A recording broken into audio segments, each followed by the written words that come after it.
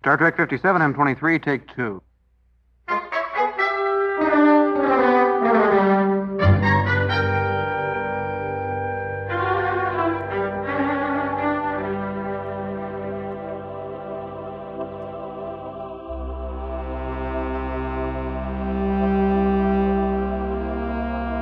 It's the It's Got Star Trek podcast.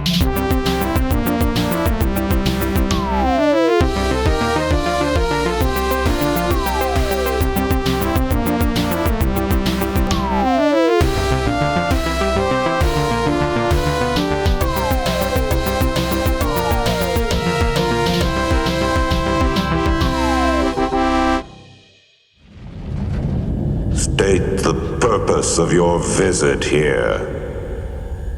We have sent down what we call an away team to make peaceful contact here.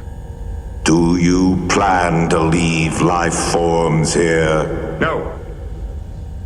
We are merely visiting here. But you did more at the world you just left. Why have you left your own life forms there? The colony we just planted, sir. We found that world uninhabited. The life forms we left there had sought the challenge, at least that is the basic reason, had sought the challenge of creating a new lifestyle, a new society there. Life in our world is driven to protect itself by seeding itself as widely as possible. Do not interfere with my children below. Okay. That's it, Tom. You're ready to go. Yeah, whatever.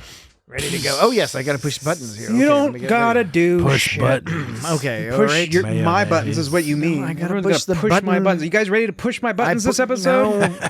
You ready I to gotta push my your- buttons? No, I pushed the button that starts the clock. You guys ready to piss me off the somehow? clock has started, Dan. You guys ready to fuck my shit up and make me Podcast has started. feel unimportant and insignificant? Look, okay, to the It's audience. got Dan's stuff. To in the it. audience, don't be thrown off here. Dan had a bad interaction with the tax preparation software. And it's put him. I don't want to talk And then I about it. wasn't- He doesn't, I want wasn't to talk listening. about it. He's just put him in a foul mood. He was going off about it, and then I wasn't. So paying Jesse and attention. we've got to get Dan in a better mood. And what better I'm way to gonna- get into a better I'm just gonna mood? start pushing his buttons. All right, well, maybe Yeah. Jesse has a different agenda than I. Yeah. I was going into this thing like, let's get Dan into a good mood by All right. discussing a hilarious episode of Star Trek Oh, yeah. TNG. Yeah. With a bunch of It is a scantily-clad hilarious. people. Mm-hmm. It is. Mm-hmm. It's a silly. I'll be so happy. Yeah. All right. But in order to do that, we've got to start the podcast properly. Right. So At least make an effort. I will say the number of the podcast, which is episode 292 Whoa. Of what? of It's Got Star Trek. Wait. We're getting up there was there. no proper introduction. You never made a proper introduction. What do you mean? Did I say welcome? No, you never said that. Oh. Hello. Hello. You mean like that? Yeah, like a whole My a name whole is intro. Dan. You always do the same intro this week, and you just didn't do one this week. What am I supposed to do? I said the number. I haven't said the title of the episode we're discussing. But you didn't actually welcome anyone. Well, okay. welcome. Hey, Yeah. Dan. Hey, welcome everybody. Hey, Dan. Am I welcoming the audience or am Hey, I Dan, welcoming what are you doing? Welcome, Dan, To what? to the It's Got Star Trek podcast. I know I said the And I title. welcome this It's the huge It's Got one. Star Trek I podcast. get you. Everyone All right, just walks Jesse. all over my sound. It's Jesse. already begun. It's already begun. I get it. So It's I'm already sorry. begun. This was my error No, like because that's I didn't realize what you were doing. no, and Patrick. that's on my. That is on me. That way that was surmountable. But then you said it, and I pressed it, and then everyone just kept talking. Everyone just kept talking. Okay. That was the problem. How about this? Now that we know what's happening, God, this is set the tone. you were coyly trying to set me up to set you up. Yeah. I think we're Play done now. We your, should just stop. Your little sound effect. Yeah, my little sound Your effect. little cute little sound effect. I get There's it. Danny clips. Dan curates these sound It's the effects. same shit every week. It's the same shit. We say, "Welcome to the It's Star Trek Are you podcast." sure it's the same every week? I get what he's saying now. Yeah, there are certain components. And I can't even. There are certain I components can't that are even pretty finish There's a what regular. bit I'm of saying. I correspondence. can't even finish what I'm saying. We This do is have an how it's email, beginning. but we'll get to the email This after is we how. get this. Okay, every week it always begins with "Welcome to the It's Got Star Trek podcast," and after which I play the sound. Oh my god! Seriously, please don't do this to me this week. All right, you I don't play think this I out. can take it. All right. Just like I just want to finish a sentence. He's gonna finish I the sentence. just want people to not try to figure out what I'm saying before I say it. I don't want people to like interject with some like while I'm saying something. I just want to say something and have said it. We're gonna do our best here. All right. So the plan is I'm gonna do that thing that you talk about, Dan. Then you're It's gonna play. not fun anymore. Then I know it's not fun. It's not fun for you, me, or the audience. It might be a little fun for Jesse. It seems like it's still a little fun for him. But I will say the thing, and then you'll play the sound, and the requirements will have been met. Maybe not in a satisfactory way, but they will have been met, and we may move on. Future perfect. All right. Hello. Hello. And welcome to the It's Got Star Trek podcast. And I welcome this huge one. There, we did it. A huge one. Nice planet. See, it was a good one too. That was a good one. Yeah. I imagined this week that there are going to be many good ones. Good ones. Good ones. Okay. Oh, yes.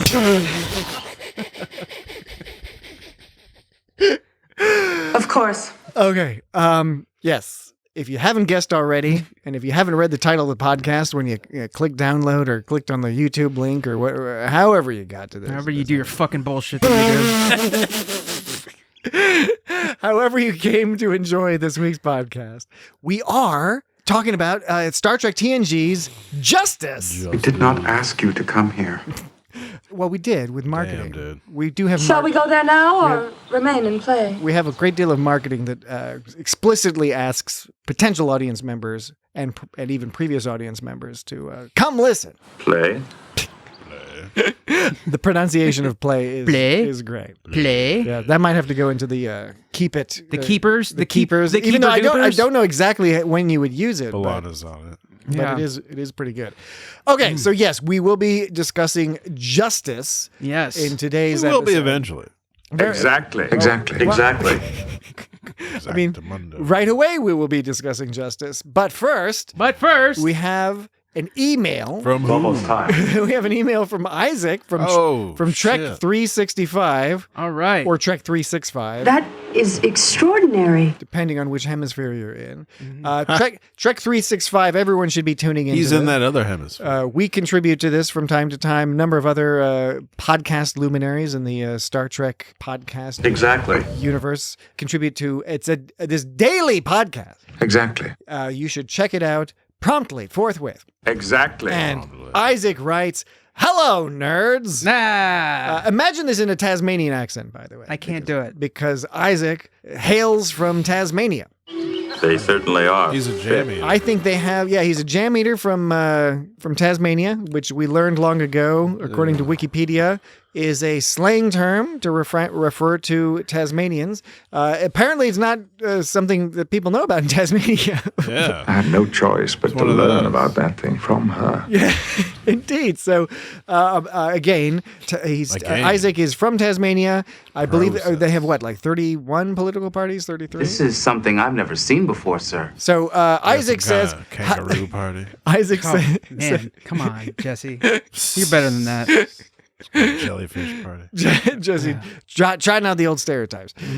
They do have a lot of kangaroos in mainland Australia. I don't believe they have any kangaroos in Tasmania. They do have Tasmanian devils. They've got the Tasmanian Devil Party. And Isaac says, "Hello, nerds." Hi. Hi. It's Isaac from Trek 365 here. I'm so excited that you're about to review Justice. All right. If I was going on an alien planet, this is what I'd expect. A hot people-only planet that jog everywhere in outfits that are perfect. Now that we've talked about the word dingus... Oh, wait. No. Sorry. I read that wrong. Did you read the sentence wrong, or did you skip some lines? I read the sentence wrong. You put the wrong emphasis on the word libels? I went into the sentence with the wrong cadence. I need help, my friend. The cadence I chose for this particular sentence was all wrong. Okay, we start back over. It is God who will punish you. Isaac says, now we've talked about the word dingus before. Yeah. Isaac is referencing prior emails and voicemail. Yeah. So he says, now we've talked about the word dingus before. Now doubly so. Wesley telling the adults he's too young to party is some fine evidence of dingus behavior. And I agree. We'll talk about that. Evidence Silence! In fact, he may be a dingus. Oh no, he may be a thingus. A thingus. That's new. Workshopping that. Uh-huh. Prime directive was clear here and should have ruled over plot armor. You fuck with the azaleas, you deserve the death penalty. Then Alexander, who could have done bridge duty or no duty. Oh, bridge duty or no duty. Again, I'm having trouble with the cadence here. You're having a lot of trouble.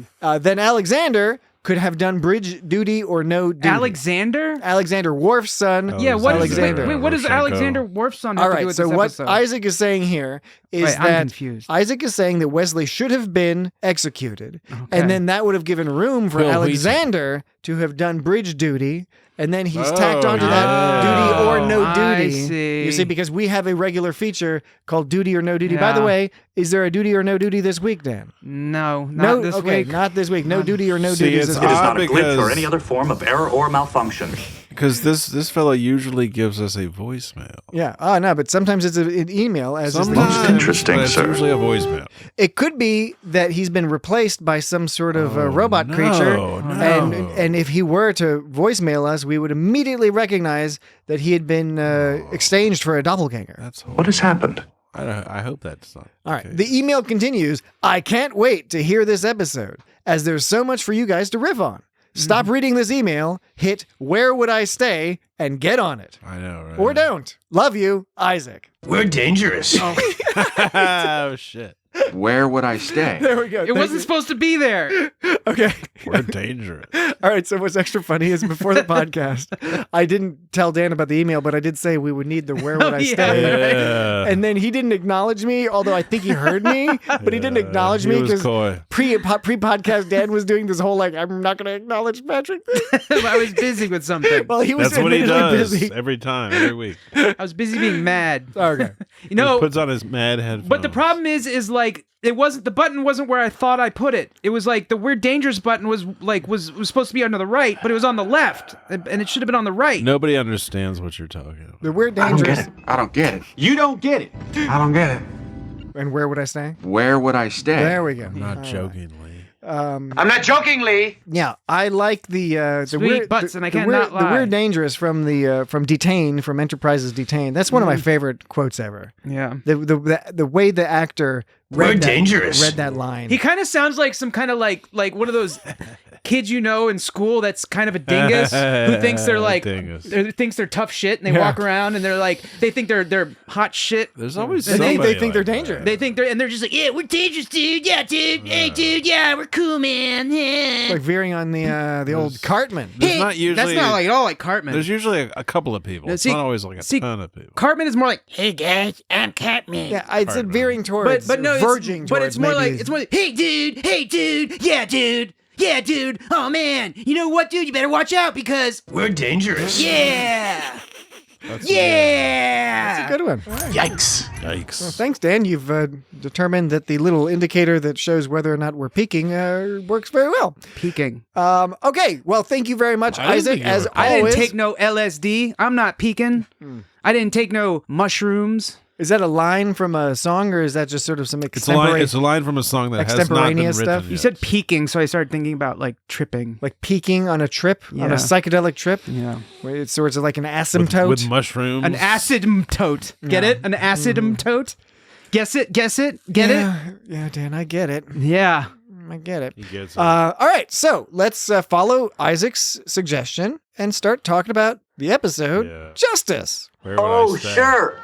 Justice. Justice. All right. This episode is about saving the children. It's because it's about saving Beverly's son Wesley and the Edo god's son of the Edo people. I hadn't Or kid, rather. considered that Son and daughter. interpretation. Kids. I should say children. Saving the children. Well, All yeah. the Edo are the children. Are the children, not a son. Of the did we get the name of the I don't think there's a name for the them, is there? interdimensional alien people? I guess No, we they're just. didn't. Well, what's confusing is they refer to the people as the Edo, but then I feel like they also refer to the god as the Edo. At the same They time. said the Edo god. They referred to the but Edo if you, god, but the if god you, of the Edo. But if you look at IMDb, I think that the actor is. IMD's nuts.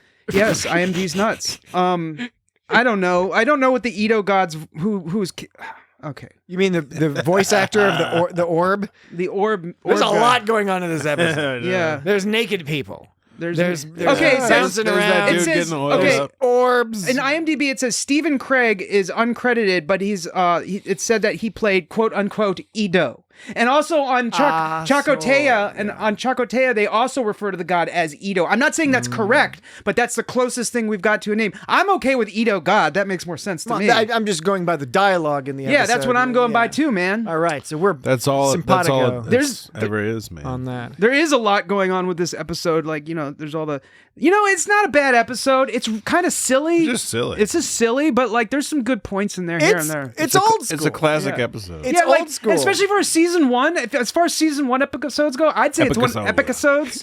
It's got efficacy. I'd say it's on the better side of a season 1 episode. I fully agree. It's just it's very silly. What I enjoy about it, and what I think often gets missed in later Star Trek, even later Star Trek that I, on the whole, like better, significantly better even, is it's where they take the extremes. And TOS did this a lot. TNG did it a little bit here at the beginning and then started drifting away from it. And then Deep Space Nine and other stuff either got more muddied or more sophisticated and more gray area. Maybe I should just go on ahead. You could tell this exact story without the death penalty, but of course the death penalty makes it way more interesting. Like, what if it was he's got to cut off a finger, or he's got to go to jail for like 6 months? Now, the exact same moral things could be discussed. It's just everything's hyped up to 11 because it's involving the death of a young boy. And I wasn't entirely convinced of like the effectiveness of their laws because people don't break rules in the clearly marked forbidden zones. That means everybody knows that means they also don't break laws outside of those zones. Like how does this prevent them? I don't know that they're clearly marked. Well, it said they're marked because at one point when Wesley because I didn't see any markings. I saw the guy says the fence, but the fence is not a reference to a punishment. That was not a fence. First of all, it wasn't a fucking fence. For real, Jesse. Okay, it says the fence just marked out. Okay, no. Okay, they don't have any lawyers. No. Here it goes. Tasha says they're talking about this law. Then the crew just found out even a small thing such as ignoring the rules, like keep off the grass, which Wesley basically that's the rule he basically fucked up. And so it was flowers, but whatever. Reven says that no one breaks that rule. Who wants to risk execution? And there's always a white wall or fence to remind anyone of a forbidden area like that. And then later, when Wesley falls into the thing, that kid goes, "Couldn't you see the fence? It's for new plants." So yes, because like when you visit a planet, the first thing they should do is be like, "Hey, like watch out for the white fucking fence." But Tasha really dropped the ball. On that very, very important thing here. I think you've conflated two things because yes, there's the forbidden stuff. There's stuff that you can't do that's a problem. But what they said is that the enforcement zone is what changes and is random, and nobody knows what the enforcement zone is. No, I know, and that's fine. That's fine. You don't know, but like outside of the like zones. How does you have zones that are danger zones. So what if you're outside of that zone, that means that you'll never be caught for anything. Okay. I have no problem with that because that's not the implication. That's one area. That's one thing. There's other laws. Don't murder people. Don't rape people. You can like sit there and like oil some dude up. But the rule is if you're in a forbidden zone and that zone is active, you get murdered and there's always a white wall or fence. This is straight from the fucking episode. You can't disagree with what's in the episode. I can because I think you've just grossly misinterpreted. No, I haven't. The line is right here. I think. It's right here. Give me an opportunity. Can I finish? Can I finish? About my interpretation. My interpretation is all the laws, all the rules exist all over. In some cases, there's like keep off the grass, don't go in the fresh flowers. Those are specific. That's like just demarcating some stuff. But then other laws or whatever also exist everywhere. It's that the enforcement zones shift around, and that's what you don't know. Yeah, because the only way this principle makes sense is that you don't know when somebody's actually watching. It's the panopticon effect. But I get that part. That part makes sense. That's not the problem I have. The problem I have is if there are enforcement zones, that means there are places that are not enforcement zones. Yeah. Yes, but you don't know when that is. No, but that has nothing to do with the white fence. No, the white fence is not about the enforcement zone. No one breaks that rule, who wants to risk execution? And there's always a white wall or fence to remind anyone of a forbidden area like that. That's right in the words. Of a forbidden area. That's not an enforcement zone. Yeah, what else could it be? It's a forbidden area. That's just one law. Don't you get it? There's multiple things you can't do. It says don't kill people. Don't steal. Don't walk in the forbidden zone. Worf says anyone who commits any crime in the punishment zone dies, and Riven says, and there's always a white wall or fence to remind anyone of a forbidden area like that. A forbidden area is not the same as a punishment. Yes, it is. Zone. It's in the same fucking talk. Nope. Okay, Worf says totally disagree. I'm going to read. Worf says anyone who commits any crime in the punishment zone dies. Leotor goes, the law is the law. Our peace is built on that. Tasha says even a small thing such as ignoring the rule, keep off the grass. Riven says that no one breaks that rule. Who wants to risk execution? And there's always a white wall or fence to remind anyone of a forbidden area like that. Yeah. I don't see how you could interpret that any different. What Riven and Worf are talking about. It's very clear to me. It's very clear. There's a difference between a forbidden zone versus the enforcement punishment zone. It's the same conversation Worf is having with Riven about. It's a separate thing. No, it's not. It is. You're just being a dick. With you. You're just being a dick. We're gonna get emails. Feedback at itsgotstartrek.com. You're just fucking with me now. I'm not fucking with you. I honestly, sincerely believe this. Otherwise, I would drop it. Because it's not entertaining. Why would 5 lines apart, Worf and Riven suddenly be talking about 2 separate concepts? Worf talks about Worf's basically overlapping concepts. He's because you can break a rule in a number of different ways. One of the ways you can break a rule is by trespassing in an area you're not supposed to be. That is one crime. And if you happen to commit that one crime in a punishment zone, when it's a punishment zone, then yes. I'm going to summarize what it says. Worf you don't need to, because I get it. Worf says, anyone who commits a crime here dies, and Tasha's like, even if it's bullshit, and then Riven's like, don't worry, there's a white wall or fence to remind you of a forbidden area like that. That's what the conversation is. Not to remind you of a enforcement zone of that day. It's because the kids weren't worried until they saw that it was enforcement zone day. They knew he had gone into those dudes showed up. A bad thing. But that's the whole concept. That's the whole concept of where they change daily. But the white walls tell you the potential zones. Yeah, but I'm saying that white wall was not moved later in that day. No, I know it wasn't moved. Because you're still not allowed to touch the grass. I know it wasn't moved. It's just that you won't get in trouble for it that day. I know it wasn't moved. I'm saying all the potential zones all the potential enforcement zones are marked by a white wall, and you don't know which one it's going to be, which implies that there are zones that aren't marked by white walls that have nothing to do with that. We disagree. We're not going to resolve it. The audience can. But in all zones, I get it. You don't get it, but I don't get your position basically either. You can murder people as long as you aren't in a forbidden zone, but you wouldn't because you don't know. You don't know among the set of forbidden zones. You don't know which one is active, but outside of those set of forbidden zones, forbidden zone has nothing to do with the punishment zone. You're saying the whole. It's the same thing. It's it is not. Well, the punishment zone exists. It's just different. A punishment zone exists inside of a forbidden zone. A punishment zone is an overlay, totally separate. That's like where those guys are hovering about. Forbidden zones exist. Like there would be all the time. No, there would be a bunch of forbidden zones and maybe a few punishment zones that alternate among the forbidden zones, but outside of that whole concept, there's a. How many forbidden zones do you have? Outside of that, there's a whole world of non-forbidden zones. It all makes perfect sense to me. I still think it's a silly system. You're okay. Wait, it doesn't make sense to me because I'm interpreting it how they're saying. You're just making up your own sort of idea of what they're saying. You're making up something that makes sense to you. Of course, it makes sense because you're making it up. You're making up what makes sense to you. All right. So, did you notice? Like Jesse's just blowing his nose everywhere. Finish it later, please. There was. I must have read this wrong. I admit I didn't rewind it at the beginning when they were showing credits. After the opening credits, and they show the actors. It looked like one of the actors' name was Brenda Bukkake, but that can't possibly be correct. No, I don't think so. Jesse's having an attack. See, Dan, see what we've done. Our disagreement, Jesse. Oh my gosh. I always has like one of those sneezing attacks. Like, what is this? Is this congenital? They are quite fragile, sir. Oh my gosh. It's amazing. 10 sneezes. How do you sneeze so many times in a row? I don't know.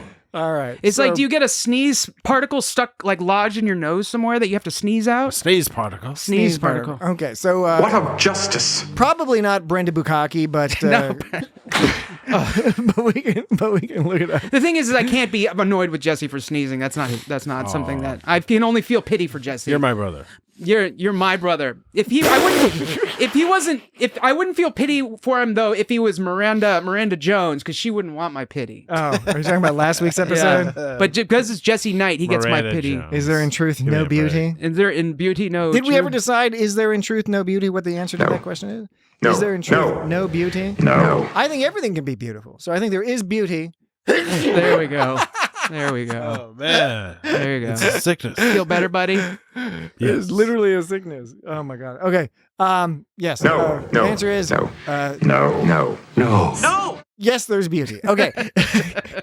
All right. Sex people. My note Sex just people. says sex people. Okay. Yes. So we. But it's not Brenda Bukaki, but whoever it is, we were introduced as Planet of Sexy. okay. And fun people. the reason they're going to the sex planet is because Her everyone. name's like Brenda Baki or something.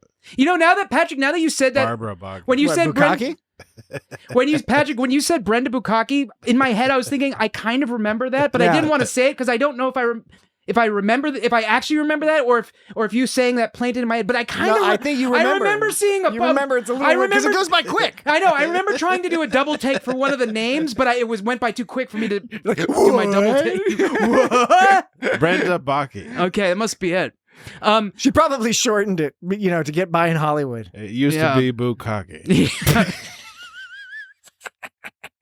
So they were going to The the Stranad solar system, which is in the adjoining Rubicon star system. I think it's like Rubicon. In the adjoining Rubicon star system. Rubicon. Rubicon. Captain's log, stardate 41255.6. In Yeah. the adjoining Rubicon star system. That star date is like I don't know why, but when he said that star date, I'm going to want you to play it again. I remember that one. That's like one that I remember. You know how there's some star dates you remember? Captain's log, stardate 41255.6. 41255.6. It's in my brain. It's a nice number. It's in my brain,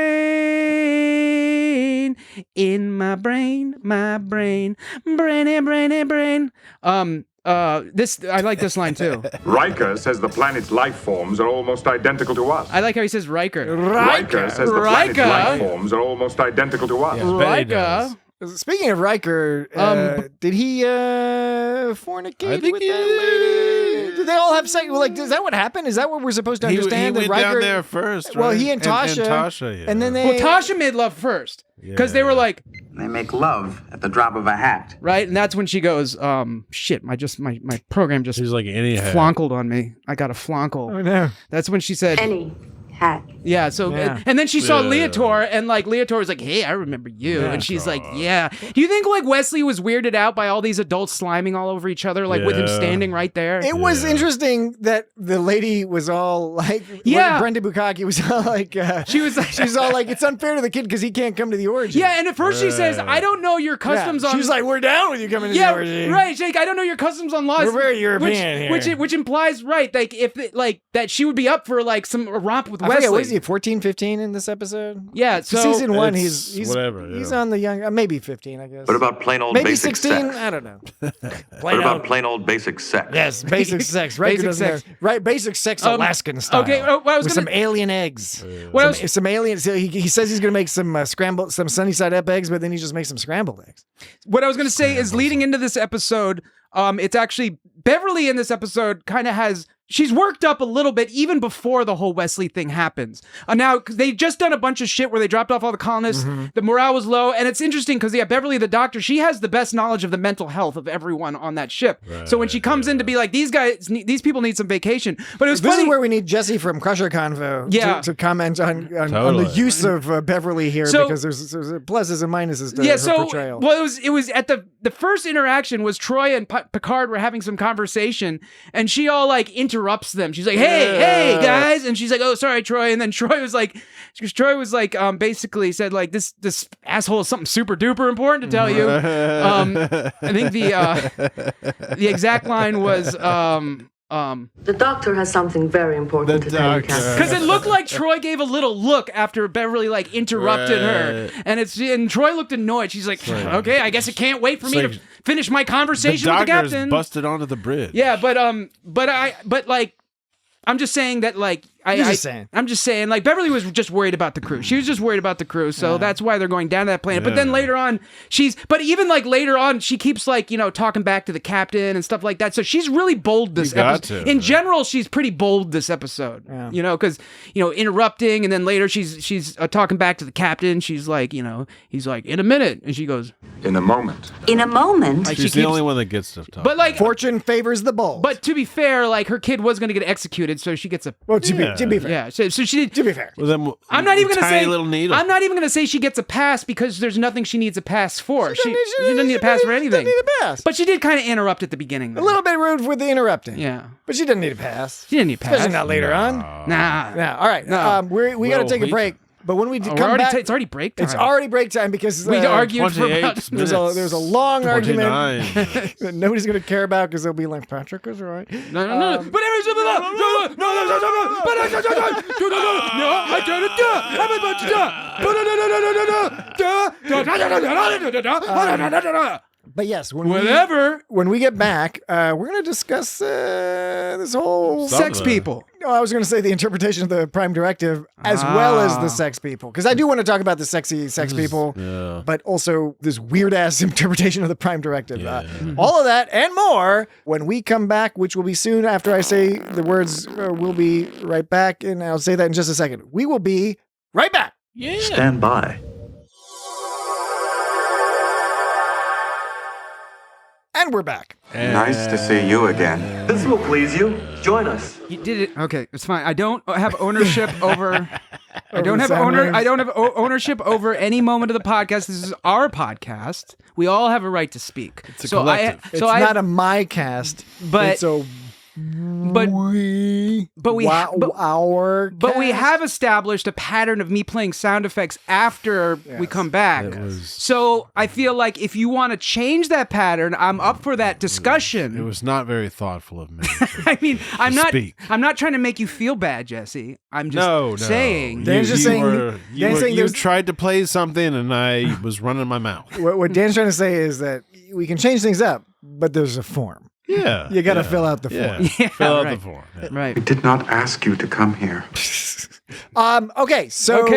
Yes, the Prime Directive. We're going to talk. We'll still talk more about the sexy people in their costumes, but just the Prime Directive never intended that. Yes. Well, okay. What did the Prime Directive intend? Because what seems to not make sense to me about this plot is that the Prime Directive prevents them from rescuing Wesley in principle, right? Yeah. But it doesn't prevent them from beaming somebody up to the starship. Right. They don't seem to know about starships. They don't seem to know about beaming. And they beam them up to a starship. And then they say, here's your God. Right. He's like out the window. How do you recognize that? seems to be like against the Prime Directive. Yeah, right. Like way more against the Prime Directive than stealing Wesley back from being murdered. And by the way, I don't think the Prime Directive ever said you got to get murdered with the people. The Prime Directive said, don't just beam down there in the first place saying like, yo, we're aliens. Can we hang out? Well, at some point the Prime Directive is like it has to be like people that can do warp drive. Like these folks aren't doing warp. They didn't seem like it. Like they're just oiling each other up. Sort of on a brief tangent of that, there was because they have this sort of interesting view about, and I think it's on the same idea because they have this interesting view, I guess, of like gods interacting with people. There was one part where Data and Picard were talking. Data says they're talking about what is this thing they call God, and Data's like definitely not a single entity if that's what you mean. Although they know the Edo worship thing as a god thing, and then Picard says.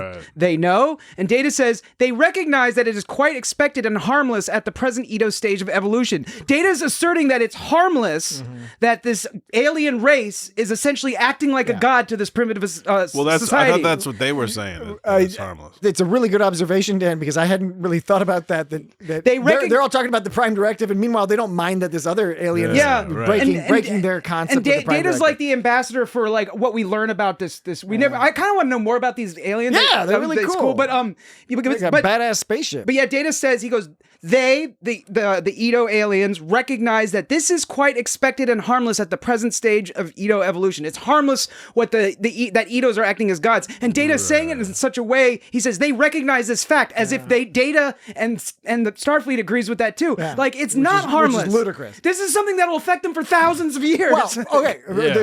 I think there's two major points. First, you're right. But yeah, that goes back to the Prime Directive because it's this view of God's people meeting God. Yeah. It's just fine. But the other thing is that embedded in Data's assertion, not only is it sort of ridiculously presumptive to assume that would be harmless, and in fact may quite likely be quite the opposite of harmless. Yeah. But it also adheres to a viewpoint, an anthropological viewpoint that really probably should have been outdated even in the mid 1980s, that there is some sort of evolutionary ladder of social development, which is not the case. So the idea being that I think that was before they came up with that. So.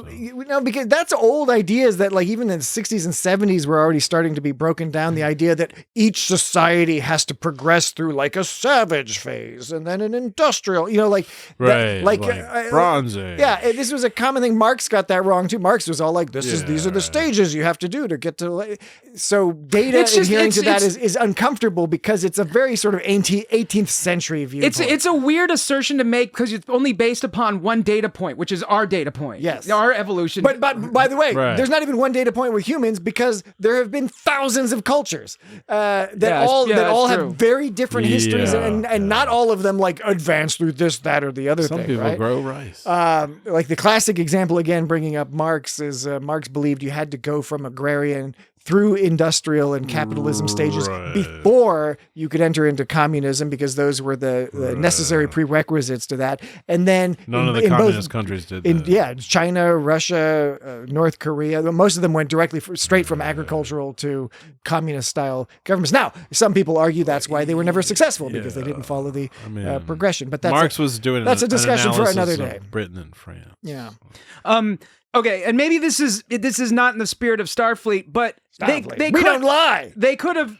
We don't lie, Dan. Yeah, we don't lie. Because Starfleet is Vulcans. I'm with Starfleet. We don't lie. We don't lie. We don't lie. We don't lie. We don't lie. So they could have overpowered them to take. Well, they wouldn't have to overpower them. They could have just beamed Wesley out. But the people were basically like, Leotor was basically like, oh, so we're some backwards people. You could just overpower us and take them if you want. And part of it was them being indignant about it. But like, it's also kind of, I don't know if this is me making up my head, but it seemed like there was an implication that if Picard had strong-armed Wesley away from them, it wouldn't have as bad of effect on their laws because they were overpowered. Now, I don't know if I'm just kind of making that up. It seems like... I got that impression, too. Because, but then Picard was like that kid who reminds the teacher that they forgot to assign homework. Because he's like, well, because of the Prime Directive, we can't do this thing that could theoretically maybe ease some of your tension. We have to work it out and we have to make you want to give Wesley to us or something, which was weird because it felt like if they just took him, they could be like, well, we got overpowered. What can we do? But instead, he won't do that route, which is more harmful. It would have been less harmful, I'm saying, I think, if they just stolen Wesley and walked away. But because of the Prime Directive, they couldn't. Picard was trying to like lawyer ball them. Yeah, and at the one point when she was she was like, you must be gods. Was that Dr. Bukaki? Was that the actor's name? I don't remember. But I just keep remembering Bukaki. The second, because it's funny. But the second part where Revan was like, you must be gods. And Picard, like, if they thought they were gods, then I think that it would be okay for them to take Wesley away because they're gods. They could be like, oh, these are some other gods. I was thinking the same thing. They should just take, and I know it's not within Starfleet to lie and say you're gods when you're not, but at the same time, it's like, once again, you're doing more harm than good by saying you're not gods. If you just claim you're a god and take them away, that could have had a lesser of a negative effect on the civilization. And it's not something we see. I mean, it's something we've seen. Isn't that what happens to them eventually? We see them do that in other examples on Enterprise and other times, and TOS even, where you go in disguise. And you try to avoid causing problems, and you're pretending that you're straight up lying to people, but for the noble purpose of protecting them. Like the disguise when Picard was in that ninja suit. Gary 7. Why are you always bringing up the ninja suit? That wasn't a disguise. That was a tactical. That was a disguise, so people couldn't see him. So people couldn't tell who he was. He was disguised as a something that you couldn't tell who he was. Something that you couldn't tell. Yeah. I think. What the hell is it?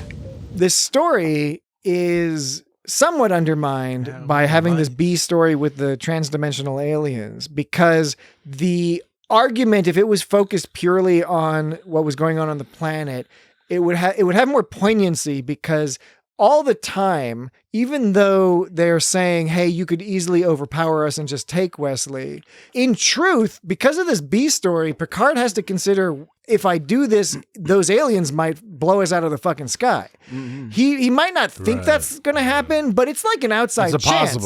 Right? That's why his whole conversation with Data is like, we need to know more about their thinking, because I got to know, like, because Picard seems like early on he makes the decision that he's like not going to let Wesley get fucking murdered, right? So his decision's all about, if I do that, what is the repercussions going to be, both on the culture of the planet, but also on this crazy alien monsters who are outside. They've already had enough like adventures with like, you know, sort of crazy alien intelligences. Like, you know, to be suspicious. And a fucking orb came on the bridge and did some goofy shit with Data, put Data into a robot coma. I got some of the orb quotes if you want to hear them. Yeah, robot coma. You want to hear the orb quotes? I do. Hold on. Give me your orb quote in just a second. Just to conclude that point, that if you didn't have the threat of the aliens, if the story was purely focused on the moral dilemma of navigating this tale, it might have worked better, because you could always argue watching this, well, Picard did some of the things he did because he had the threat of these aliens. If he didn't have the threat of the aliens and was actually going to consider letting Wesley get killed, that might be a more interesting story, even though it still doesn't make any sense in the context of the old Prime directive. Picard was all like calling Data. He's like, I need help, my friend. Yeah. Like, this is the first season. When did Data go from being like a lower ranking officer to his friend? You know, when they become friends. I don't know. Well, how often? I think they've he known was each never other that a while. lower ranking. But I'm saying like he doesn't. I wouldn't imagine he'd be like. I just wouldn't think it was common practice. He's like third in command. But I just wouldn't think it was common practice to like talk to like your fellow officers like, hello, my friend. You know, the way he said it, he was like saying like he was really chummy with Data. It is episode 8. I guess it just seems of the like first season. Yeah, right, exactly. So I don't know. It just seems like they needed. Data still can't whistle. There seems to be like they need. They seem to like need more time. Don't babble. Don't babble. Data. Don't babble. Data. Don't babble. Data. Don't babble. Data. Don't babble. Don't babble. Don't babble. Don't babble. Don't babble. Don't babble. Data. Don't babble. Don't babble. Don't babble. Data. Don't babble. Yeah, don't babble. But I guess I don't know. I guess they became friends at some point. But it was a good scene. But this is a cute scene. This is like the most. If we didn't have this part, we wouldn't have seen like the most nervous we've ever seen Picard. He was like really nervous. There was this part right here. The life forms we left there had sought the challenge, at least that is the basic reason, had sought the challenge of creating a new lifestyle, a new society there. That's Picard. Life on our world is driven to protect itself by seeding itself as widely as possible. Like that was, and especially this part. Had sought the challenge, at least that is the basic reason, had sought the challenge. Like he's stumbling over his words. Yeah, he's clearly nervous. He's trying to justify what is a colonial enterprise. Yeah, and I know they're not displacing native people in this case, but it really what he's describing is like the typical excuse of like, no, they're not after resources. They just want the challenge. Well, he's also nervous because he's scared of this thing. Like when that alien started charging him, he started yelling at that transporter engineer. He's like, "Hurry the fuck up!" But like it was already transporting. Do you notice it started transporting? You saw the beam, and he's like, "What's going on? Make it go faster!" It's like it can't go any faster. It's already going. Transport faster. And he's like, so Picard has never been that fucking nervous. Wesley was also a nervous Nelly in this episode. Yeah, I agree. He was like, what? Well, actually, there are some games I don't quite know yet. He's talking about if you have a sex. bat for the ball, I can show you my favorite. And then there's He was gonna kill me? And then there was, are you going to let them kill me? And then there was, You're thinking, people gonna die? he was fucking nervous all the way. He kept worrying about getting killed. But yeah, so but I like If you have a bat for the ball, and a ball. I can show you my favorite. I don't know.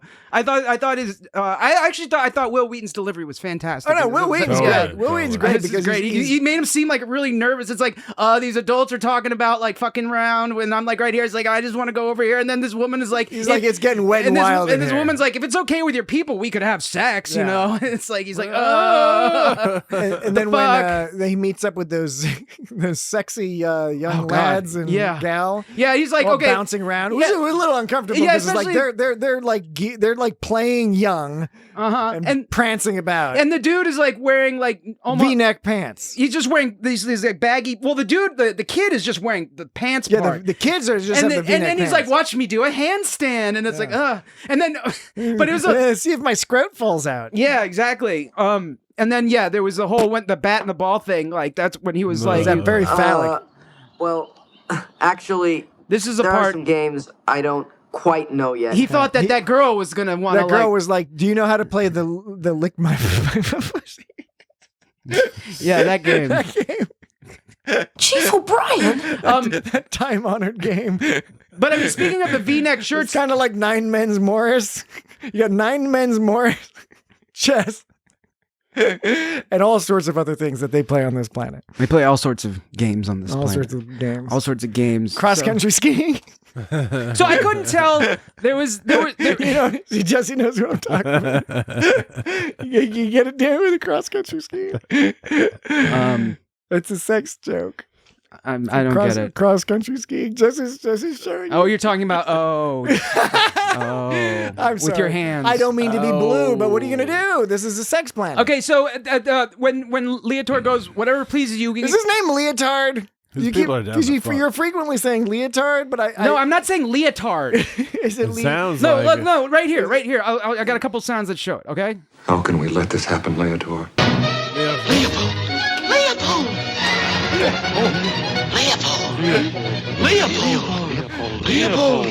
Leopold. That's Bugs Bunny. Leopold. See? No, it's Leotor. How can we let this happen, Leotor? Leotor, whatever. Leotor. Fucking, if someone's allowed to say Kalos and someone else is allowed to say Kolos, I'm allowed to say Leotor. And no one would suggest otherwise. Okay. Well, you just said it as if it was like, you mean Leotor. He wants to fight you. Okay. I didn't mean you mean. Okay. I'm enunciating. I'm calm. Because it's not leotard. I'm calm. It's not Leopold. I'm calm. Leotor. But they were talking about we can discuss, this is when they get on the planet, Leotor goes, we can discuss it at the council chambers. And then Revan goes, shall we go there now or remain and play? And Riker's like, play? Now, I wasn't Can you play the clip of Riker saying play again? Play. Play. Play. That sounds like Cartman. Play. Mother. Play. Mother. Play. Play. That sounds like Cartman? Play. Maybe Randy. Play. Randy Marsh. Play. It's kind of like a South Park-esque play. Joy and happiness. Nice planet. The good life, Worf.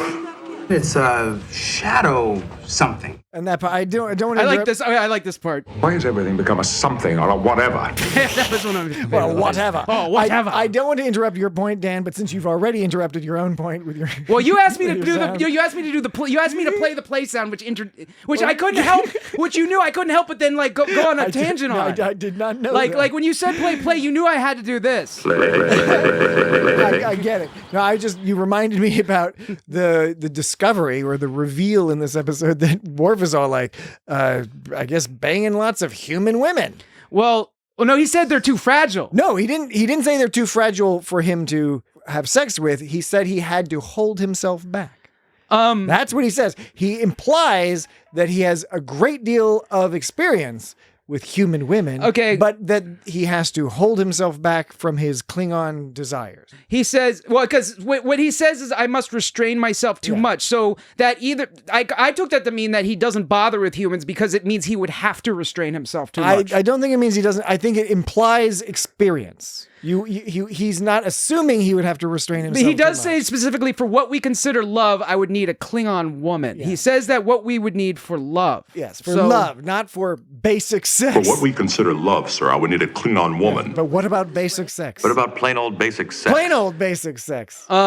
What about Plano? He says, of course, but with females available to me, sir, Earth females, I must restrain myself too much. They are quite fragile. So I don't know. I don't know either way. I don't know how I think it's one of those things. Okay. But maybe not a great deal of experience, but sufficient experience to understand that maybe it's not his cup of But when tea. he said they're quite fragile, and then Riker said, Worf, if anyone else had said that, I'd suspect he was bragging. Now, as a kid, when I was younger, I was thinking, oh, he likes to have really rough sex. But now I'm starting to think, like, the implication is he's got a really big dong. Yeah, two of them. Two of them, right. Yeah, he's is a that? Klingon. He's But got I mean, two big dongs. But when Riker said, I'd suspect he was bragging, that's the implication is Worf is saying he has a big thingy, right? I don't know if it's a big thingy I think or so. just a general prowess. Well, I don't think someone... the idea is being, having a Well, then it's kind of uncomfortable, the idea that, like, people would be bragging about, like, roughing up a girl during sex, It's like, that's not something to brag about. Yeah, well, again, it's male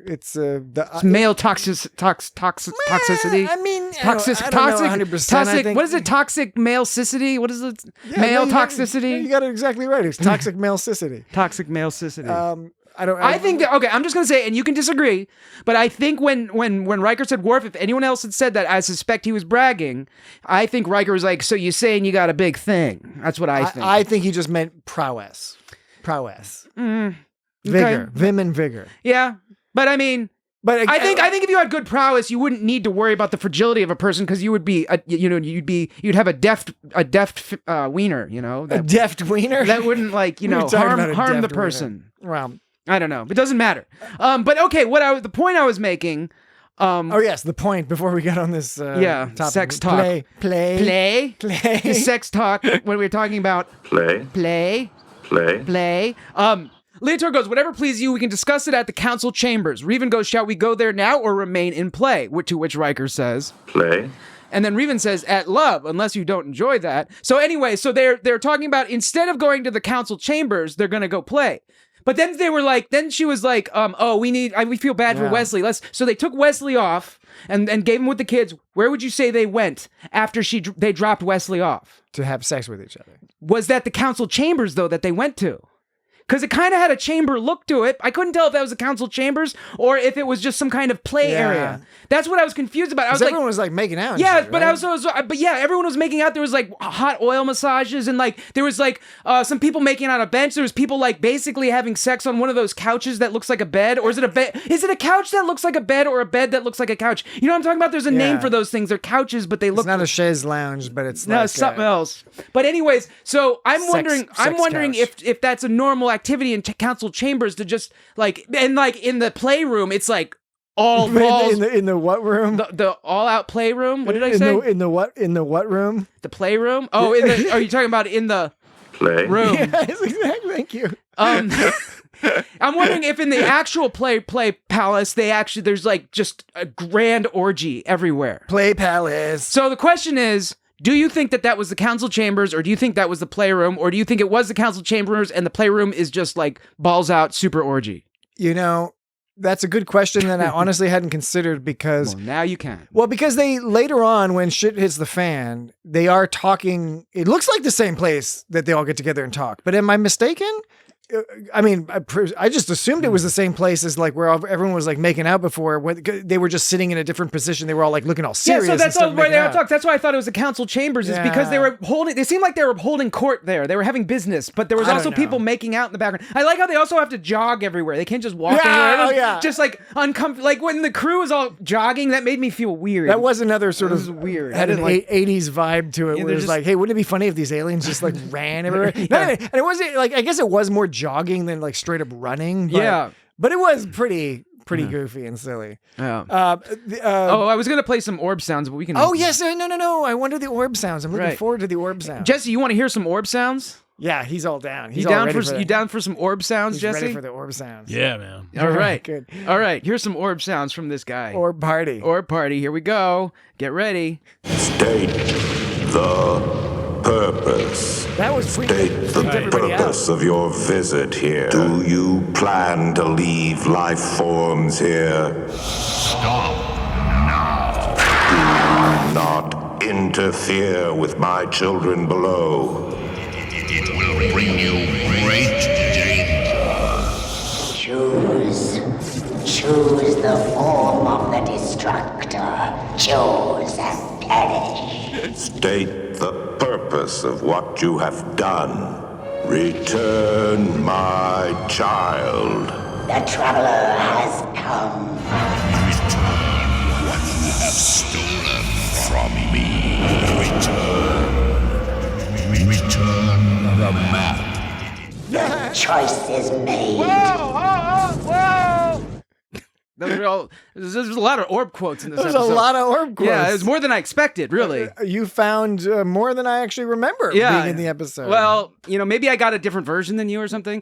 That actually happened to me when we did the Alf, we did the Alf podcast. Alf? remember that? Oh. It turns out. Oh, you mean It's Got Alf? Yeah, It's Got Alf. It turns out the one I watched was the original uncut version. Because in that one, because in the cut version of Alf, the one that aired on TV, it opens with like a short like narration from Willie and just a freeze frame. But in the uncut version, there's a whole opening scene that happens. So maybe I saw like an uncut version or something. I don't know. That's why there were so many orb quotes. It's a long way to go for that one, Dan. I don't know what you're talking about. All right. I'm not joking, Lee. I'm not joking either about the fact that Troy was a little awkward this episode. You touched on that earlier, Dan. And someone touched on her. It's a little tricky to navigate the fact that these people come off as like real sexual assaulters. Yeah, but it's also a different culture, a different planet that is kind of being and they did specifically say no one's allowed to do anything that makes anyone uncomfortable. They said that later after they were all hugging up on everybody. And after they said, we'll have sex with this young child if it's okay with you. Yeah. After they said that. Yes, exactly. They're like, oh, it's just a different culture. Yeah. But I liked when Troy, she was all talking about what she was sensing, and she was sensing healthy sensuality. And I was like, and she was talking about sensing extreme happiness. Yeah. And she meant horniness. Yeah, that's what she definitely meant. It was, this is one of those times, man. This is one of those times. What's going on, man, with your organization? How do you organize these sounds? There was a lot of sounds. Hold on. There were a lot of Healthy sounds. sensuality, sir. I feel mainly friendship and happiness. Yeah. And in the background, you hear that. Yeah, right. If you quietly listen to these sounds, we're not going to do that. Don't worry. At the end of a lot, you didn't like pump up those background sounds. Well, so at the end of a lot of sounds, you'll hear like little like woohoo, woohoo. There are a couple of them I did pump up though, like this one. But it would be a contradiction. We consider to be true justice. True justice. True justice. I didn't pump up any like fun ones. Like there was this other one. You win. You win. They were playing a game in the room that we don't know. Was that when they were playing that game where they like hid something behind their back and then like showed it to each other? It was like little gold balls. Yeah, it was like some kind of modified jacks. Was it Benoit balls? Benoit? Yeah, I don't know if it was dice, Benoit balls. I don't know what jacks. Benoit balls are. You know, Benoit balls are those. You can rotate them in your hands. You know, they go clink, clink, clink. Oh, the ones that supposed to relax you or something. Yeah, but sometimes they stress you out because you're like, oh god. I'm glad it's gone. I don't want any Benoit balls. Yeah. So anyway, Troy having some interesting difficulty with the horniness. And first season, she was blushing. First season, Troy was always very interesting because in this episode, we see her being both very sex positive, but also weirdly jealous of Riker because like she and Riker used to have a relationship, but then but they don't now, and they're just professionals hanging out together. So why is she being all bitter? And when Leotor came up to her, she was sheepish when he was like, ooh, hey. Yeah. Now, understandably so. I'm not saying that she started all be naked on her. But with Tasha Yar, like right away, Tasha was into it. Yeah. Oh yeah. But she had already had sex with that guy. Clearly. But and so Troy was like sheepish about it. But I think Beta Zeds are supposed to be more sex positive. It doesn't mean that she has to like his advances. No, of course not. Of course. But it just seems like she would be like less embarrassed and more less awkward around more assertive about it or something. I thought so too. Well, early season 1. It's because it's not just season 1. It's early season 1. So it's particularly like weird and old. Data and Picard are already good friends. Yeah. Like the positives and negatives of this episode can both be attributed to the early season 1 factors there. Mm-hmm. All right, so we should take another break. Another break? Yeah, another break, and then we can conclude our discussion of Star Trek TNG's Justice. Be right back. Short and sweet.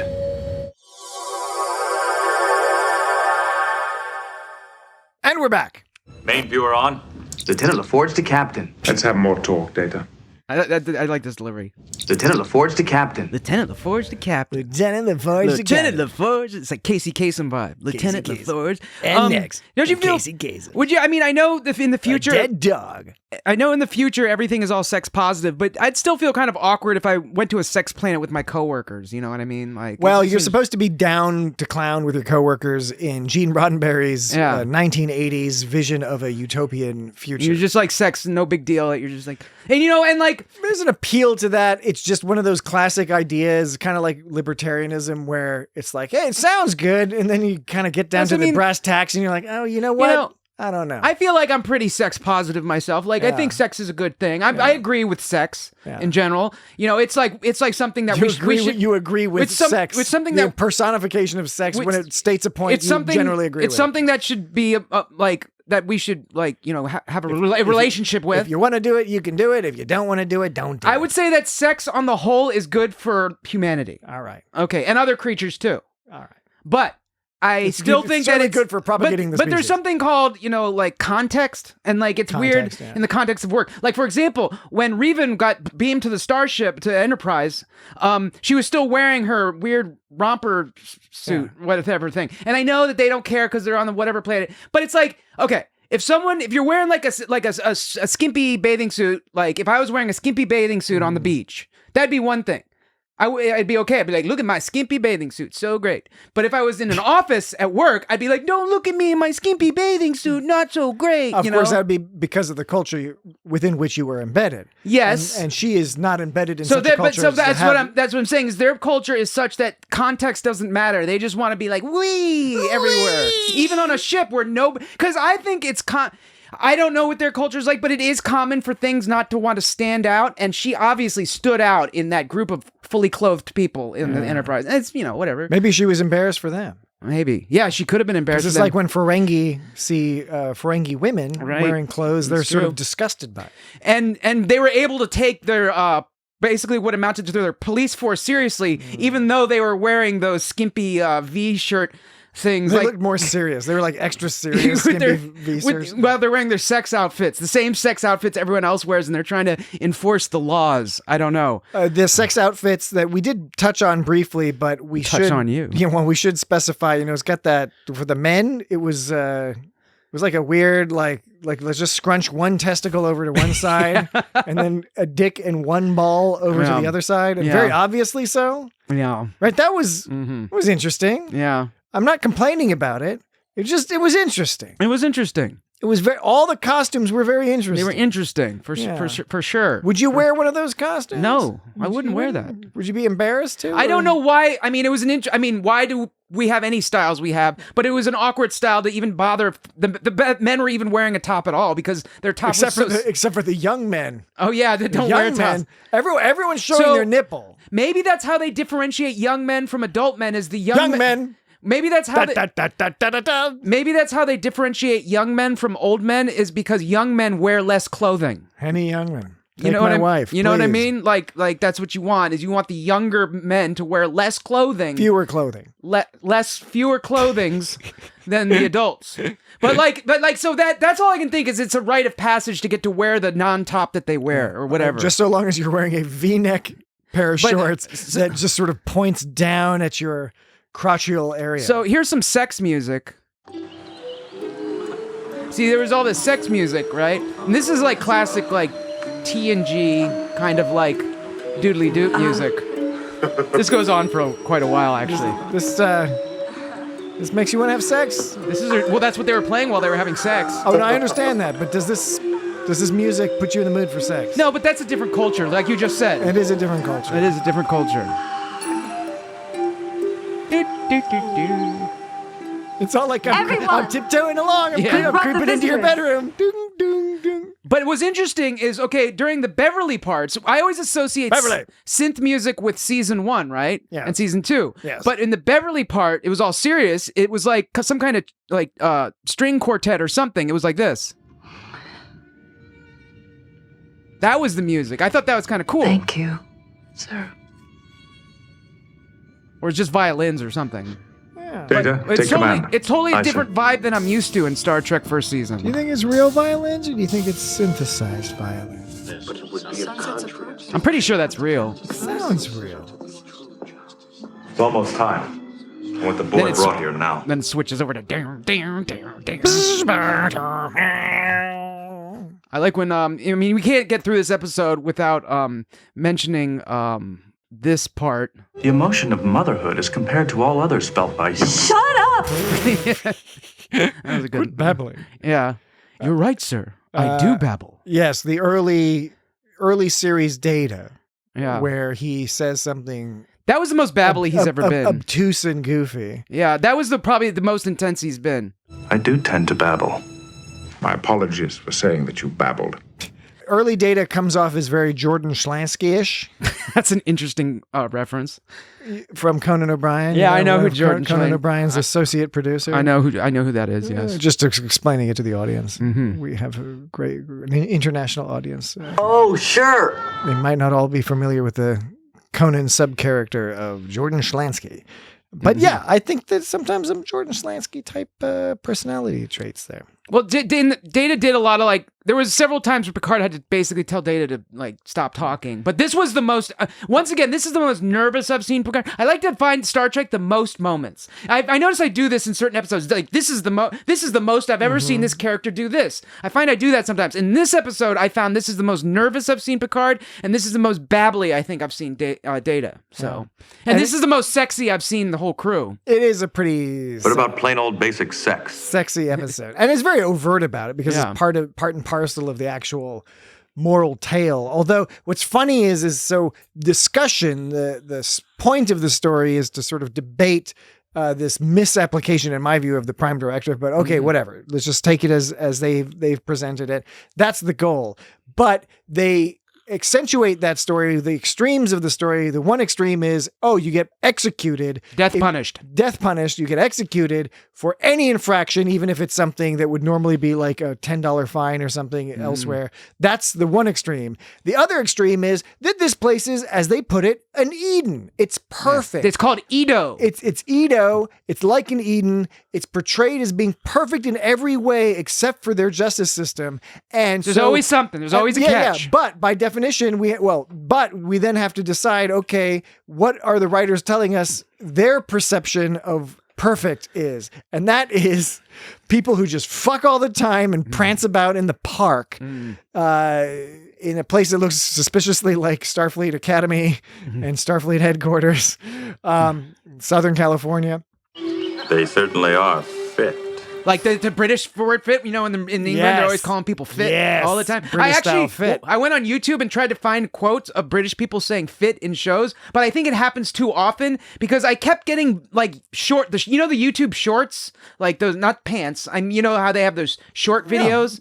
It's where they take TikTok videos and put them on YouTube. And so I was just looking for YouTube videos, and normally you type in whatever and you get YouTube video. But when I wrote British people saying that someone is fit, I just got a bunch of shorts. It just handed me shorts. I was like, I'm not interested in shorts. I'm interested in quotes in movies where someone says fit. So I couldn't find any quotes of that, of British people saying fit, because there's too many. You should ask ChatGPT.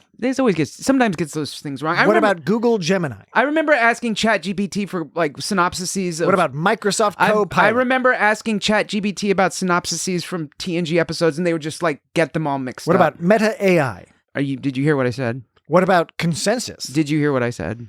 What about research rabbits? Yes, we know you know things. What about Claude thinking? Yeah, Claude is a good one. I should have said that before consensus, honestly. All right. Let's just hope it's not too good to be true.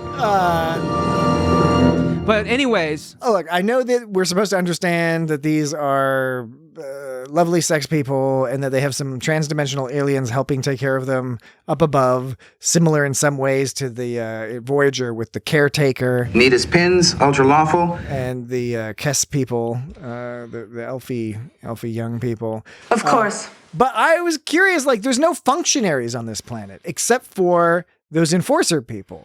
And we have some sort of implication that Dr. Bukkake and Leotard Man are leaders of some sort, but it's not fully clear because so the point is who's the accountants?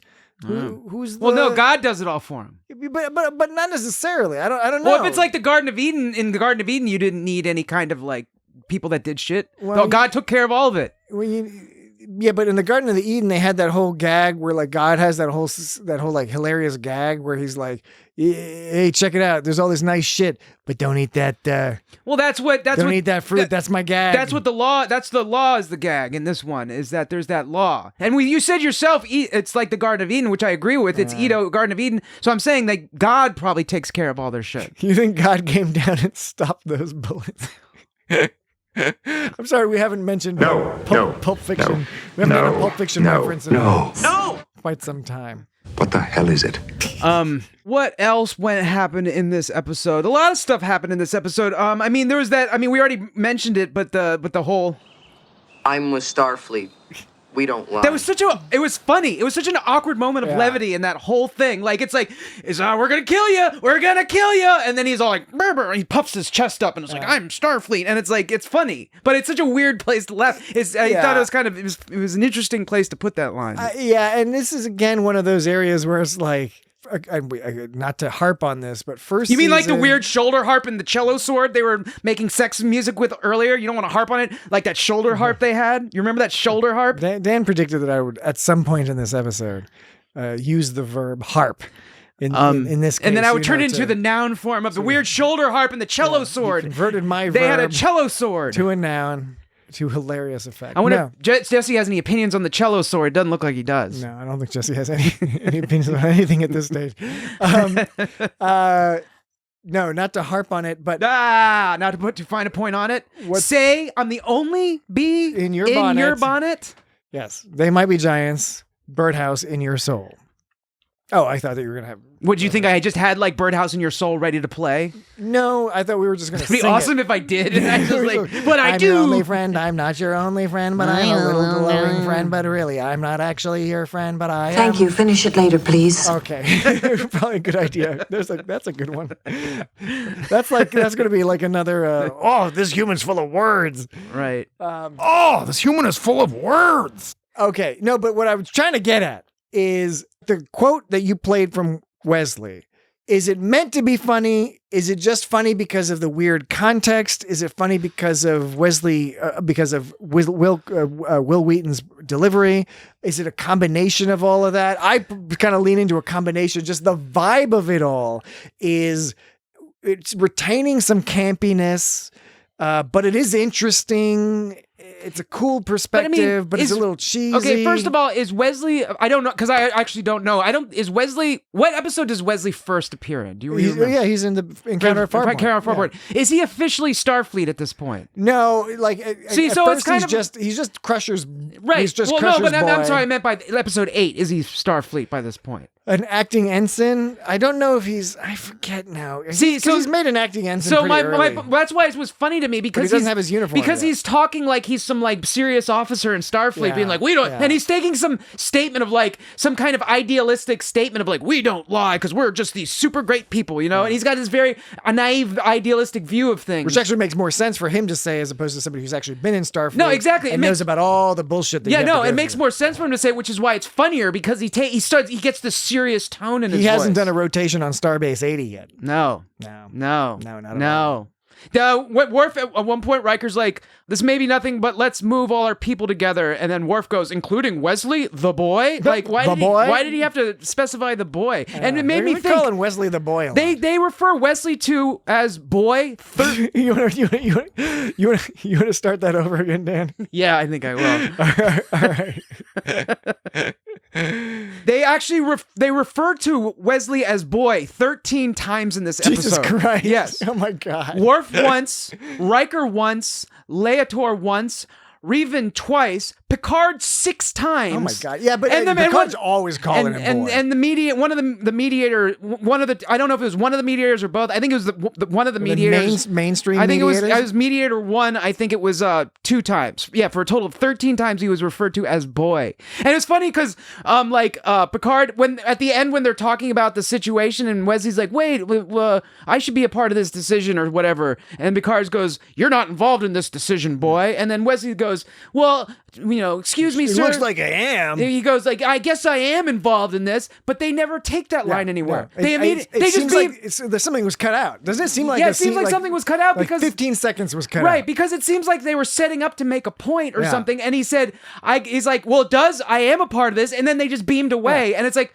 I guess he wasn't a part of it. Like, why did they even leave that part in? Everything in that scene was set up to lead to him saying, like, if it's going to cause danger to the ship, then I will sacrifice myself. Right, yeah, exactly, right. Except he doesn't do that because then Picard's like, let's go. Yeah. And then Wesley's all like happy about it. He's like, oh, I'm happy Picard's going to like help save my life or at least attempt to do so or whatever. Mm-hmm. Yeah. So, yeah. Well. Now, what a pointless line. I have a note here that says, I bet this planet is stinky. Like sex stinky or like or like sweat stinky. I think it's a little of both because they're jogging around everywhere and they're constantly just having sex with each other. Nice planet. And you're like joy and happiness. Walking through this chamber of secrets or whatever they call this business, and just everyone's all, and they're making a point to be like, you know what, we're gonna have old people, we're gonna have young people, we're gonna have all these people. Like there was like a really old looking man who was making out with some gal. Not a particularly diverse planet, if I recall. No, it wasn't. It was a very white, white leaning planet, not exclusively, I suppose, but very white leaning. Although a lot of these men had oddly shaped faces, in my opinion. I didn't notice the face shapeage of the men specifically. I don't know, and this is not me. I'm not making a critique. I don't want to critique somebody's physical appearance, although it certainly sounds like that's exactly what I'm doing. That's not my intention. What of justice? I don't know exactly what their casting criteria was, but it seemed like they were going for a certain vibe, at least with the men. There seemed like there was a certain type of man they were, when they put out the casting call. Peculiar, sort of a blondish looking man. Yeah, like a blondish, but also like there's something about the body shape. I don't know. I couldn't tell you what they like, Roman centurion or something. I don't know. There was some vibe that they were going for. I don't know exactly what that was, but yeah. Can't run? Of course we can run. Right, Commander? Right, Commander? Can't run.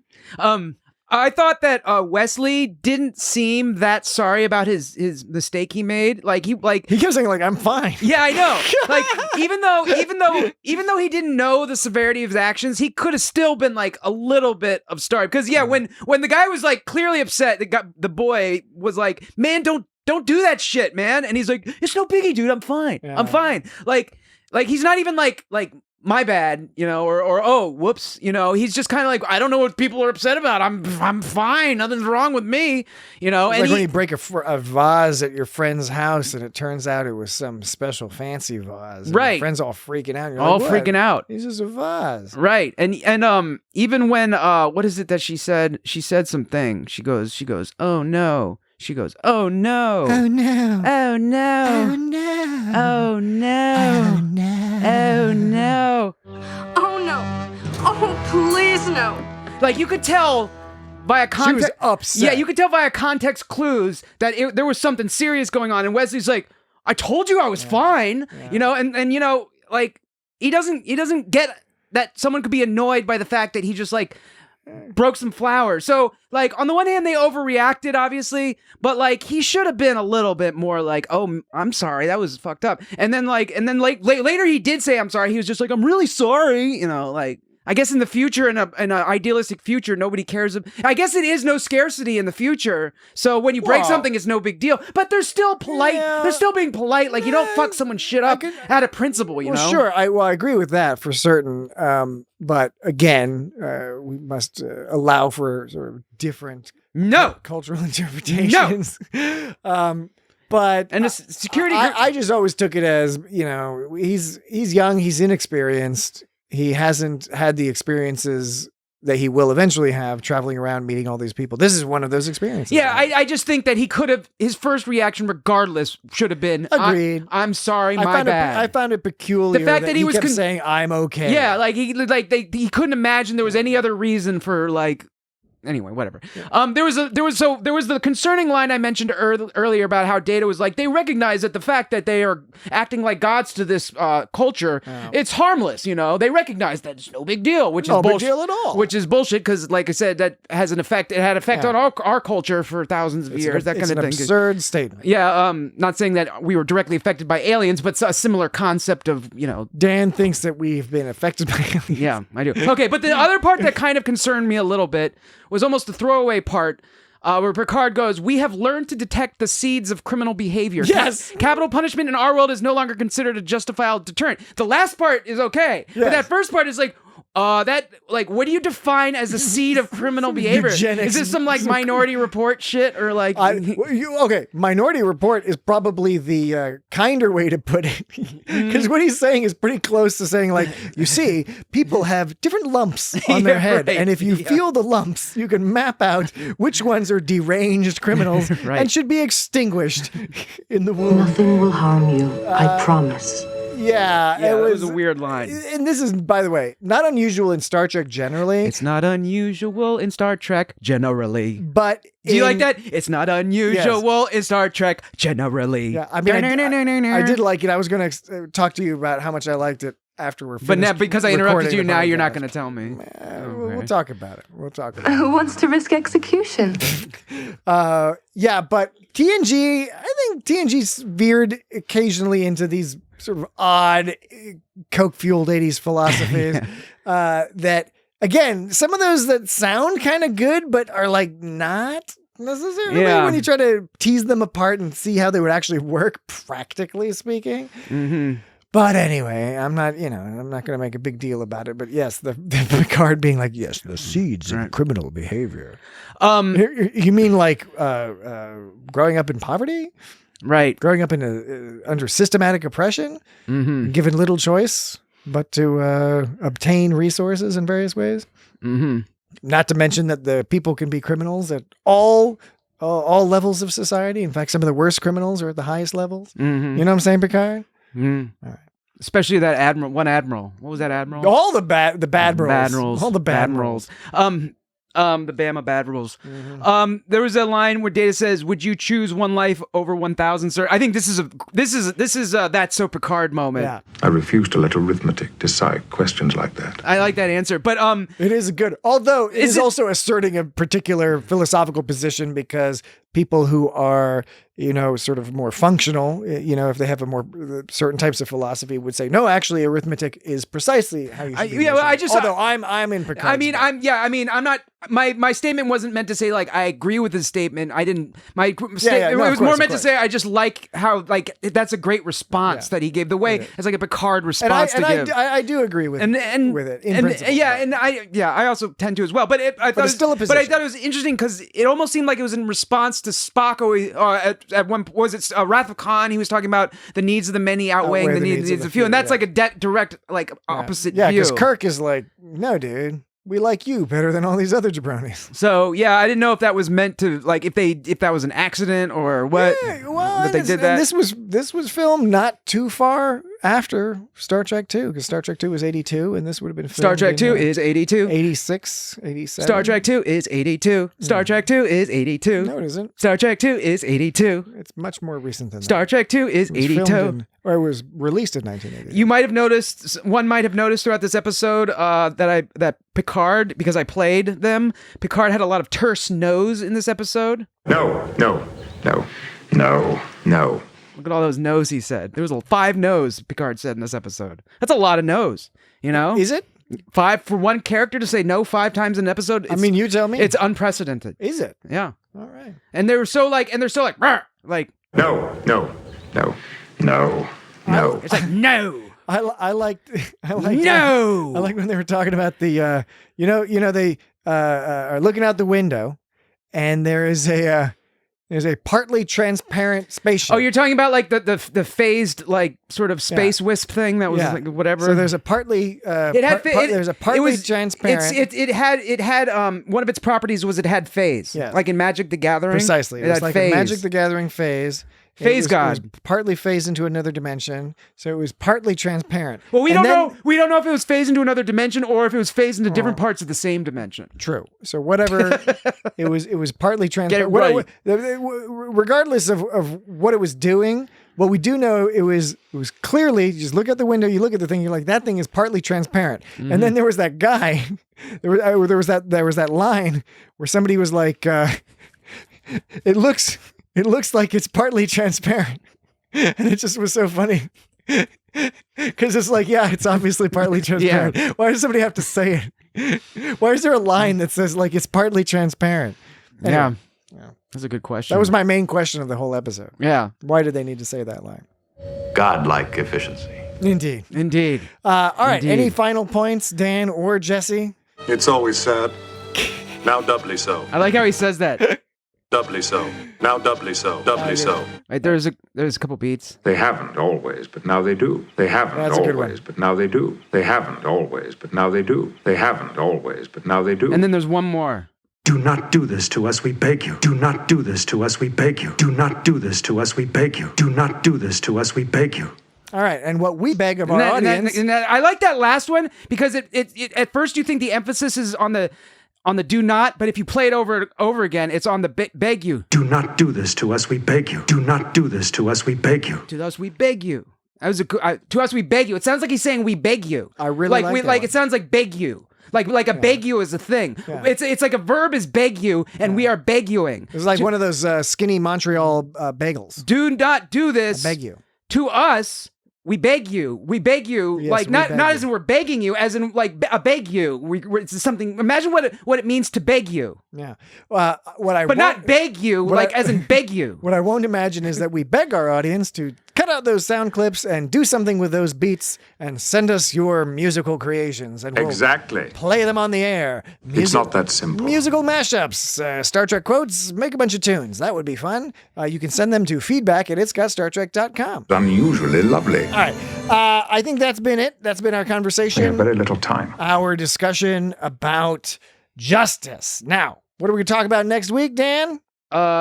That Deep Space Nine, and we're gonna talk about Deep Space Nine. We're gonna talk about Deep Space Nine. Oh. Yeah, specifically, yeah. specifically, I was We're thinking- gonna talk about Deep Space yeah. Nine. Oh yeah. We're gonna talk about Deep Space Nine. Oh yeah. Oh yeah. Right now. Oh yeah. Just All right. next week. Not Okay. right now. I'm not going to ask next week. We're gonna I'm just talk going to tell about people Deep Space we're Nine. talking about necessary evil. Necessary Evil Deep Space Nine. Oh yeah, Deep yeah. Space Nine. Necessary Evil Deep Space Nine. Second Yeah, yeah, season. yeah. I'm Yeah, yeah, really yeah. looking No, forward no, to that no, because no. Yeah, I yeah, love yeah. that episode. It's an excellent episode. Everyone's going to enjoy it. So go check that one out. Necessary Evil. Do you like when people go, no, no, no, yeah, yeah, yeah, yeah, yeah, yeah, no, no, no? Do you like that? I could take or leave it. Because it's like, I'm saying both. Which is it? It's both. Yeah. So Shut up! Next week, Necessary Evil. This week was Justice, but that's concluded. If you want to find us on social media, It's Got Star Trek, follow us there.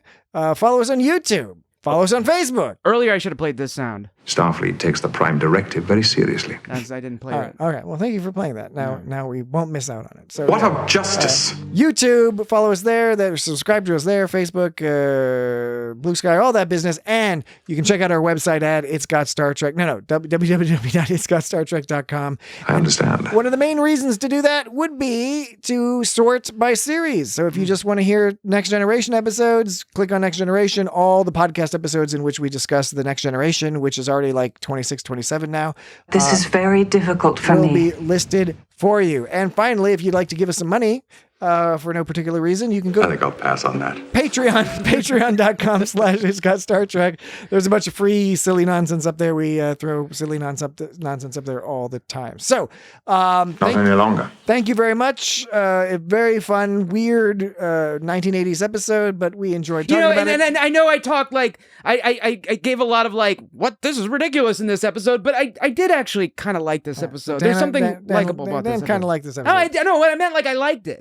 I liked it the too. way I talked about it made it seem like I didn't like it. Yeah, I think but I you- did preface this with it was a very silly episode. But there were parts of it that I liked it, and there were parts of it that were like kind of that Right. I liked the idea of. Okay, and you said that at the beginning of the episode. I know I did, and now you're just fucking like being like how you're being. All right. You know, I'm allowed to summate my point of like being like, hey, I thought it was a cool episode. Okay, point summated. Oh God.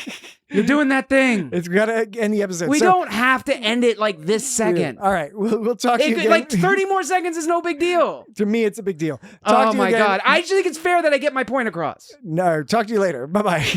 We've lost contact with our people. Take us out of here, number one. Number one. I want to do something too, with you. What? It's something you can teach me, will you? Well, actually, there are some games I don't quite know yet. It's playing ball. Will you teach me? Oh, sure. If you have a bat for the ball, I can show you my favorite. A bat?